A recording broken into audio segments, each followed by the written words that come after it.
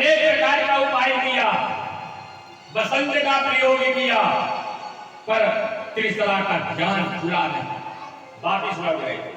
बोली कि महाराज हमने सभी प्रयास किया, पर उस मुनि संत ने अपना आंख भी नहीं खोला।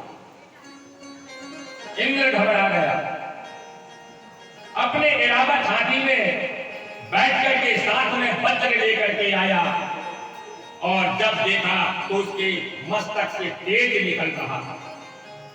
इंद्र विचार करने लगा कि ये तो महान संत और इनका वध करना बहुत जरूरी है। अगर इनका तपस्या पूरा हो गया तो मेरे इंद्र की पद चला जाएगा।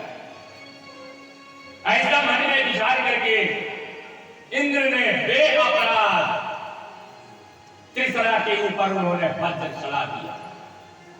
व्यास जी कहने लगे, राजन, इंद्र के वज्र से वह महात्मा मूर्छित होकर के जमीन में गिर गया। गिर तो गया, पर वो अपने शक्ति से और त्रिशिरा उठ करके बैठने लगा। जब इंद्र ने देखा कि अरे ये तो मरा नहीं है, जीवित के समान दिख रहा है, अगर ये जीवित हो गया तो ये फिर मुझे छोड़ेगा नहीं। एक बढ़ई आ रहा था, बोले कि अरे बढ़ई डराओ तुम। बोले क्या है महाराज? बोले कि वो संत के सिर को काट दो। अरे महाराज ये पाप मुझसे क्यों करवा रहे हो, मुझे क्या मिलेगा? बोले कि ऐसा करो, उसके सिर को काट दो, मैं आपको यज्ञ भाग दूंगा। जिस प्रकार से देवताओं को यज्ञ भाग मिलता है, उसी प्रकार से आपको भी यज्ञ भाग हम आपको देंगे। रखा था कुल्हाड़ी, कुल्हाड़ी से तीनों सिर को अलग कर दिया। व्यास जी कहते हैं कि राजन, तीनों मुख से बड़े बड़े सुंदर चटक पक्षी, चीतर, ऐसे पक्षी जो है उनके मुख से निकल करके आकाश में उड़ गए। जब इंद्र ने देखा कि अब तो मेरा कार्य हो गया, अपने अमरावती पहुंच गया। यहां हाहाकार मच गया कि अरे इंद्र को देखो, ऐसे महान इंद्र बेअपराध पुष्पा के पुत्र त्रिशला का वध कर दिया। ये घोर अन्याय है। सारे नगर नगर में, देश देश में हाहाकार मच गया। जब उनके पिता ने ये मालूम पड़ा कि मेरे पुत्र त्रिशला का वध कर दिया इंद्र ने, बड़े क्रोध में हो गए। मैं दूसरा पुत्र उत्पन्न करूंगा ताकि वो इंद्र से बदला ले सके। व्यास जी कहते हैं कि राजन,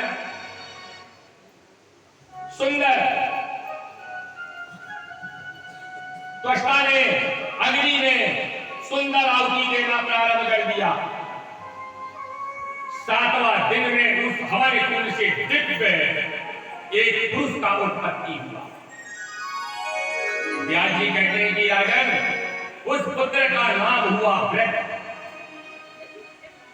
व्यास जी कहते हैं कि राजन, देखते देखते वो आकाश मंडल को छूने लगा। बोली कि हे पिताजी, मेरे लिए क्या आदेश है? बोली कि बेटा, तुम्हारे बड़े भाई का वध करने वाला मुझे इंद्र का सिर चाहिए। बोली कि ठीक है पिताजी। जाकर के वह वृत्र चढ़ाई कर दिया इंद्रलोक में, सारे देवताओं को खदेड़ दिया। इंद्र तो पैदल ही भाग गया, इरावत हाथी चढ़ करके भाग गया, पर उसका सामना कोई देवता नहीं कर सके। व्यास जी कहते हैं कि हे राजन, अब वो वृत्र नाम जो था वह इरावत हाथी में बैठा और बैठ कर इस वृत्र लोक में आ गया और कहने लगा कि पिताजी देखो, मैं आपके महान शत्रु का एक भी देवता वहां नहीं रह गए, उनकी इरावत हाथी में लेकर के आया, इसे स्वीकार कीजिए। बड़े प्रसन्न हो गए त्वष्टा। बोली कि पुत्र नहीं, काम नहीं चलेगा, तुम जाकर के कठोर तपस्या करो, तपस्या करके वरदान मांगो और वरदान मांग करके इंद्र का वध करो। जो अब जाकर के वृत्र क्या किया?